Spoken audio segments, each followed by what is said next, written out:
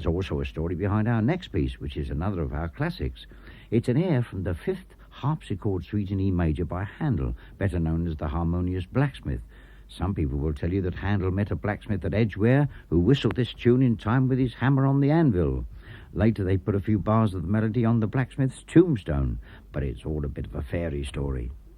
The most likely candidate as the real original Harmonious Blacksmith was a certain Mr. Linton from Bath. He, exactly like Mr. Acker-Bilk, started out as a blacksmith and later turned to music. Handel's Fifth Suite was his most popular number and became more or less the signature tune of the man who called himself the Harmonious Blacksmith. The tune was arranged for euphonium by James Ord Hume, who has given it a set of variations that are nothing like the original ones by Handel, but they're still a great showcase for the talents of tonight's soloist, Mark Hutcherson.